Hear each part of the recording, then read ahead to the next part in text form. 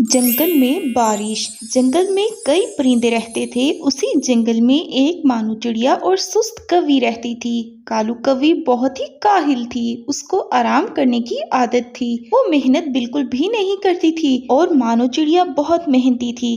कालू कौवी और मानू चिड़िया दोनों के अंडे देने का मौसम आ रहा था और मानू चिड़िया अपना घर बनाने का सोच रही थी। मानू एक दिन बैठी हुई थी और कालू कौवी से कहने लगी, कालू बहन, आप तो जानती हैं हमारे अंडे देने का मौसम आ रहा है। मैं एक घोंसला बनाने लगी हूँ और बारिशों का भी मौसम है। मैं तो कहती हूँ आप भी अपना एक घोंसला बना लो, इस तरह हमारे अंडे महफूज रहेंगे। कालू कौवी मानू चिड़िया से कहने लगी, नहीं मानो बहन, मुझे एक मजबूत घोंसले की जरूरत नहीं है। मैंने तो अपने अंडे इसी घोंसले में दे देने हैं। अब इतनी मेहनत नहीं होती मेरे से। मैं भी तो रह रही हूँ और बारिश मुझे कोई नुकसान नहीं पहुँचा सकती। मेरे अंडों को भी कुछ नहीं होगा। मानू चिड़िया कालू कौवी से कहने लगी, कालू बहन देखें, घोंसला तो मेरे पास भी है, लेकिन हम किसी भी घोंसले में अंडे नहीं दे सकते क्योंकि ये घोंसला हमारे लिए है और अंडे देने के लिए हमें मजबूत और एक अच्छा सा घोंसला बनाना चाहिए ताकि बारिश का पानी भी अंडों को नुकसान न पहुंचा सके। लेकिन कोई फायदा नहीं था। कालू बहन अपनी सुस्ती की वजह से मेहनत करने को तैयार नहीं थी। कुछ दिन गुजर गए। मानू चिड़िया ने अपने लिए एक मजबूत घोंसला तैयार किया, जिस पे मानू चिड़िया बैठकर देखने लगी कि वो अब एक मुकम्मल मजबूत घोंसला तैयार कर चुकी है अपने बच्चों के लिए, और बहुत खुश होने लगी कि वो कामयाब हुई। कालू कौवी भी छुपकर मानू चिड़िया का घोंसला देखने लगी। अरे अरे, कुछ भी नजर नहीं आ रहा। मानू चिड़िया कितनी तेज है, कितना मजबूत घोंसला तैयार किया है इसने। इसके घोंसले में कुछ दिखाई नहीं दे रहा। इसके घोंसले को तो कुछ नहीं हो सकता, ना ही कोई और परिंदा जा सकता है, ना बारिश का पानी।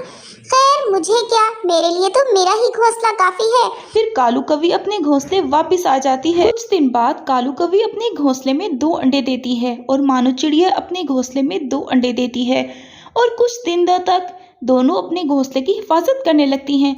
जंगल में मौसम खराब होने लगता है और बारिश शुरू हो जाती है। मानू चिड़िया मज़े से मौसम से लुत्फ अंदोज होती और कोई भी फिक्र के बगैर अपने अंडों की हिफाजत करती। दूसरी तरफ कालू कौवी बारिश की वजह से परेशान होने लगी। बारिश का पानी उसके घोंसले में जाने लगा। कालू कौवी बहुत परेशान हुई। अब वो क्या करे, अपने अंडों को खराब होने से वो कैसे बचाए।